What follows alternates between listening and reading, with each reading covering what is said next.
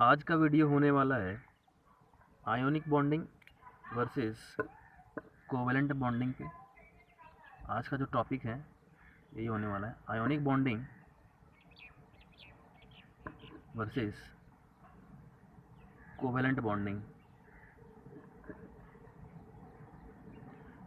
आज हम लोग पूरा चर्चा इसी पे करेंगे कि आयोनिक बॉन्डिंग किस कंपाउंड में फॉर्म होते हैं और कोवेलेंट बॉन्डिंग किस कंपाउंड में फॉर्म होते हैं और किस तरह से फॉर्म होते हैं। ठीक है, साथ ही हम लोग देखने वाले हैं कि वैलेंसी क्या होता है और स्ट्रक्चर ऑफ एटम के भी बारे में भी पढ़ने वाले हैं हम लोग इसमें। स्ट्रक्चर ऑफ एटम के बारे में। तो आज का ये जो क्लास होने वाला है वो काफ़ी इन्फॉर्मेटिव होने वाला है, खास करके क्लास 10th के बच्चों के लिए। तो वीडियो को अंत तक ज़रूर देखें। स्वागत है आपका ट्रिपल ई क्लासेस में। मेरा नाम है जितेंद्र कुमार, और अगर अभी तक आप लोगों ने चैनल को सब्सक्राइब नहीं किया है तो सब्सक्राइब कर दें और नोटिफिकेशन आने के लिए बेल आइकन को भी हिट कर दें। चलिए शुरू करते हैं। देखिए, बॉन्डिंग को समझने के पहले कि किसी भी कंपाउंड में बॉन्ड किस तरह से फॉर्म होते हैं, उनको समझने से पहले हमको जानना पड़ेगा वैलेंसी क्या होता है। और वैलेंसी को भी जानने से पहले हम लोगों को जानना पड़ेगा कि एटम का स्ट्रक्चर होता है, किसी भी एटम का जो स्ट्रक्चर होता है वो किस तरह से होता है। ठीक है, तो सबसे पहले हम लोग देखने वाले हैं स्ट्रक्चर ऑफ एटम के बारे में। स्ट्रक्चर ऑफ एटम किस तरह से होता है, ये देखिए। मान लीजिए कि ये एक एटम है, ये एक एटम है, तो इसके सबसे बीच में होता है न्यूक्लियस। ठीक है, न्यूक्लियस में क्या क्या होते हैं? Nucleus is equal to proton plus neutron होते हैं। न्यूक्लियस में प्रोटॉन प्लस न्यूट्रॉन होते हैं, यहाँ पे प्रोटॉन प्लस न्यूट्रॉन होते हैं, और इसके चारों ओर इलेक्ट्रॉन्स घूम रहे होते हैं वेल डिफाइंड ऑर्बिट्स में। ठीक है, जिस तरह से सूरज बीच में होता है, हमारे सोलर सिस्टम में क्या होता है, बीच में सूरज होता है और इसके चारों ओर एक वेल डिफाइंड ऑर्बिट में प्लैनेट्स घूम रहे होते हैं। ठीक उसी प्रकार यहाँ बीच में न्यूक्लियस होता है और इसके चारों ओर इलेक्ट्रॉन्स घूम रहे होते हैं, इलेक्ट्रॉन्स घूम रहे होते हैं। ठीक है, जिनको हम लोग बोलते हैं सेल। इस वेल डिफाइंड ऑर्बिट्स को ही बोलते हैं सेल, SHELL, या फिर इसको ऑक्टेट भी बोलते हैं, ऑक्टेट, ऑक्टेट्स भी बोल देते हैं। ठीक है, तो इनका नाम दिया गया है, इन ऑर्बिट्स का, इन सेल्स का नाम दिया गया है। इस पहले वाले सेल को बोलते हैं के, दूसरे वाले को बोलते हैं एल, तीसरे वाले को एम और चौथे को एन। KLMN नाम दिया गया है, इस तरह से बोलते हैं हम लोग। ठीक है, तो इस तरह का कुछ अरेंजमेंट होता है एक एटम में, किसी भी एटम में। ठीक, अब हम लोग देखेंगे कि किसी भी सेल में मैक्सिमम कैपेसिटी कितना है इलेक्ट्रॉन फिल करने का। जैसे पहला वाला सेल है, इसमें कितने इलेक्ट्रॉन्स आ सकते हैं मैक्सिमम, तो उसका भी फार्मूला है। इसका फार्मूला है, लिखते हैं, capacity of a cell is equal to 2n square. 2n square, यहाँ पे n क्या है? Number of cell. Number of cell कहने का मतलब है nth सेल। जैसे पहला सेल अगर लिए k, तो k सेल के बारे में n हम लोग लिखेंगे n बराबर 1 भर देंगे। ठीक है, n बराबर 1 पुट करेंगे इसमें, तो k सेल में मैक्सिमम कैपेसिटी कितना है इलेक्ट्रॉन लेने का, ये इसमें पता चल जाएगा। तो n के जगह पे 1 रखिए, 1 क्या हो जाएगा? 1 का square 1 into 2, it means you will get here 2 electrons is the maximum capacity of K cell। ठीक है, पहला सेल में हम लोग मैक्सिमम 2 इलेक्ट्रॉन ही भर सकते हैं। इसी प्रकार से अगर L सेल का लेते हैं, L ऑक्टेट में जाते हैं, तो इसका मैक्सिमम कैपेसिटी कितना जाएगा? n के जगह पे 2 रखिए, तो 2 का स्क्वायर 4, 4 दूना 8। ठीक है, मतलब L सेल में हमारा मैक्सिमम भर सकते हैं 8 इलेक्ट्रॉन्स। 8 इलेक्ट्रॉन्स किस में जा सकते हैं? L सेल में, ये K सेल में हो गया। इसी प्रकार से m और n में हो जाएगा। m के लिए 3 रखिए, 3 दिया 9, 9 दिया 18, मतलब 18 इलेक्ट्रॉन्स आ सकते हैं m में, और इसमें आ जाएगा 4 16 दूना 32 इलेक्ट्रॉन्स n सेल में भरे जा सकते हैं मैक्सिमम। ठीक है, इससे कम हो सकते हैं, उससे ज़्यादा नहीं हो सकते। ठीक है, अब आते हैं हम लोग स्टेबिलिटी पे कि कोई भी एटम स्टेबल कब होता है। कोई भी एटम स्टेबल तब होता है जब उसका आउटर मोस्ट सेल या फिर outer most octet complete field हो। जैसे एग्जांपल लेते हैं हम लोग लिथियम का। लिथियम Li, इसका सिंबल है Li, इसका एटॉमिक नंबर है 3। तो इसका अरेंजमेंट कैसा होगा, इसके एटम में अरेंजमेंट कैसा होगा, पहले सेल में 2 इलेक्ट्रॉन होंगे। देखिए एटॉमिक नंबर कहने का मतलब है 3, इसका एटॉमिक नंबर है, इसका मतलब है कि इसमें 3 इलेक्ट्रॉन और 3 प्रोटॉन होंगे लिथियम में, ठीक है। तो लिथियम में 3 इलेक्ट्रॉन होते हैं, तो पहले सेल में 2 हो जाएंगे और 1 इलेक्ट्रॉन जो बच गया वो नेक्स्ट सेल में जाएगा, मतलब एल सेल में जाएगा 1 इलेक्ट्रॉन, ठीक है। तो इसका स्ट्रक्चर कुछ इस प्रकार से होगा, बीच में न्यूक्लियस, प्रोटॉन प्लस न्यूट्रॉन है, और यही प्रोटॉन प्लस न्यूट्रॉन ही किसी भी एटम का मास देता है, मास, ठीक है। तो पहले सेल में हो जाएगा 2 इलेक्ट्रॉन, और जो 1 इलेक्ट्रॉन बच गया वो तीसरे सेल में गया है इसमें।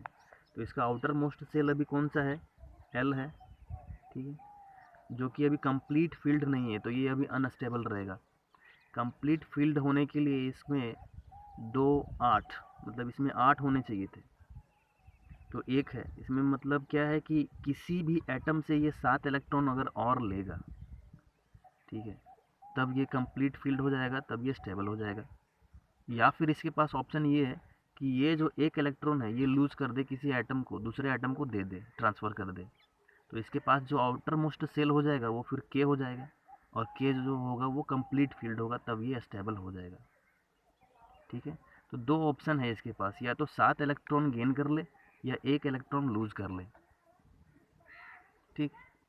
तो यहाँ पे 7 इलेक्ट्रॉन गेन करना इसके लिए काफ़ी मुश्किल होगा, क्योंकि प्रोटॉन तो इसके पास 2 ही है, ठीक है, प्रोटॉन 2 है और इलेक्ट्रॉन अभी 3 है, और 7 और ले लेंगे, मतलब 10 हो जाएगा।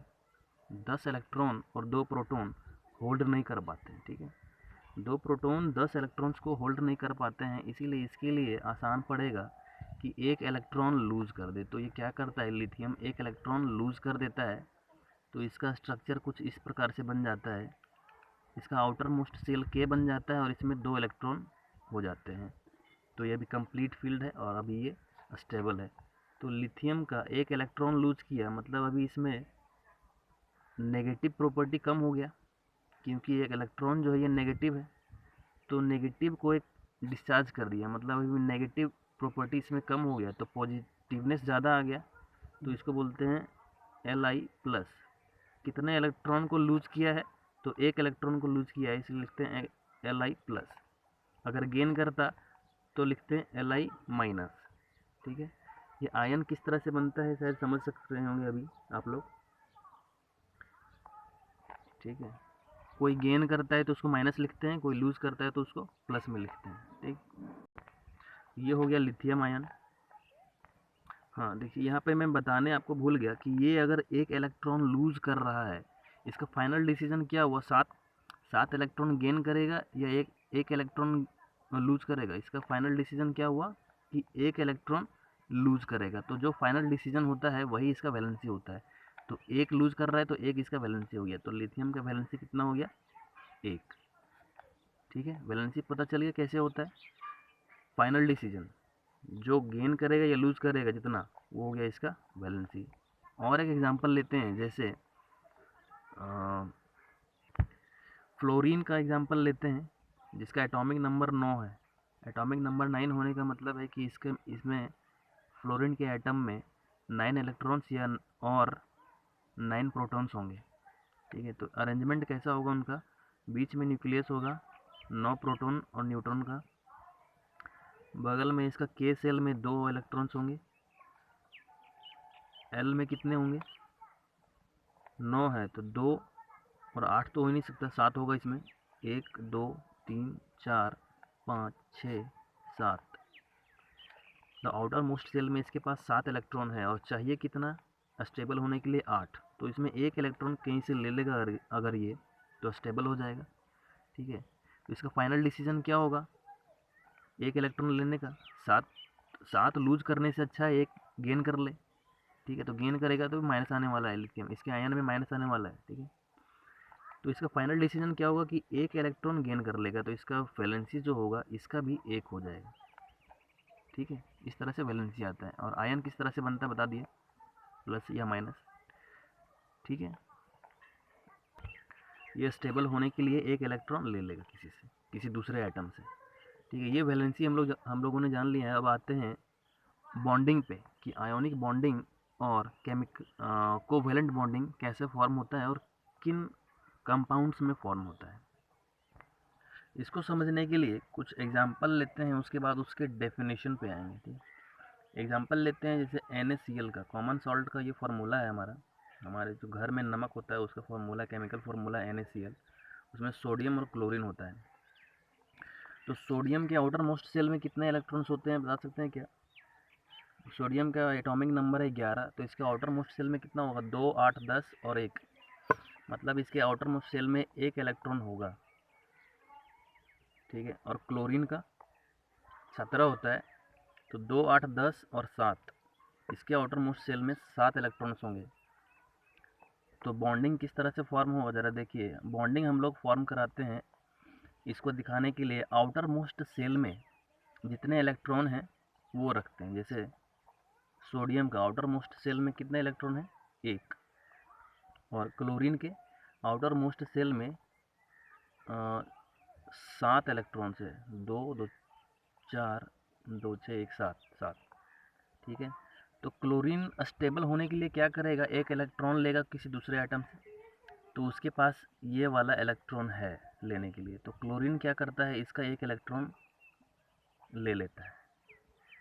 ठीक है,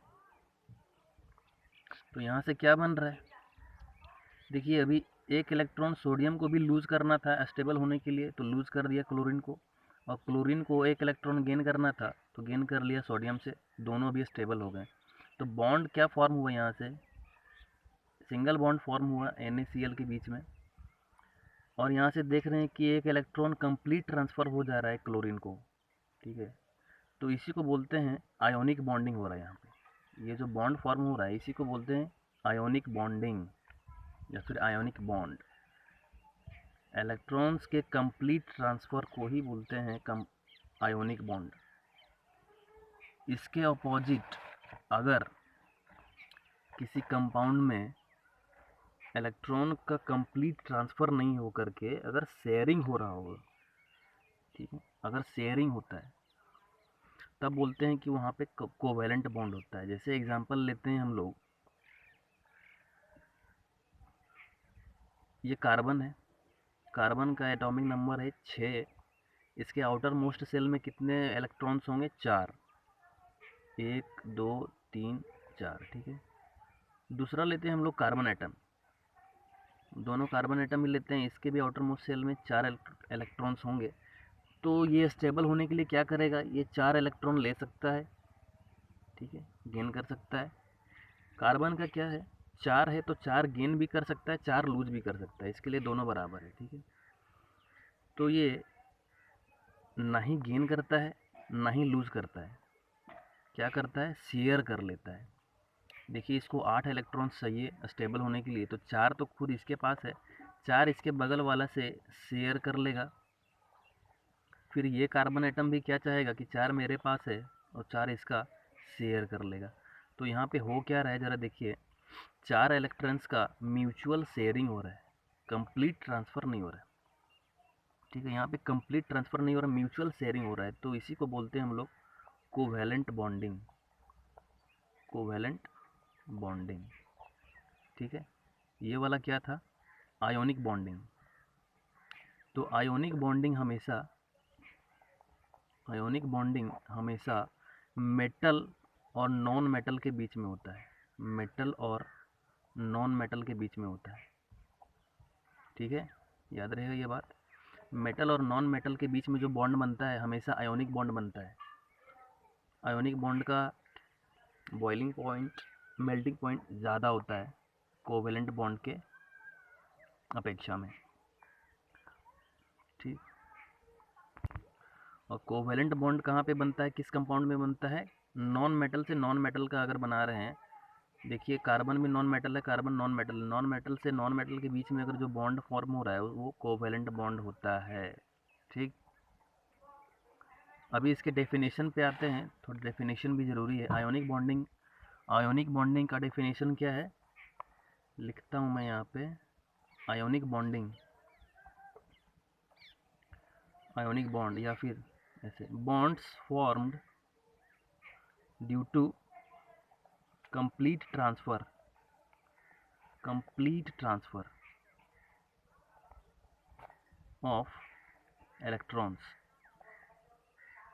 ठीक है, कोवेलेंट बॉन्ड क्या है, bonds formed due to mutual sharing of electrons। समझ में आ गया? तो इसी के साथ वीडियो एंड करते हैं।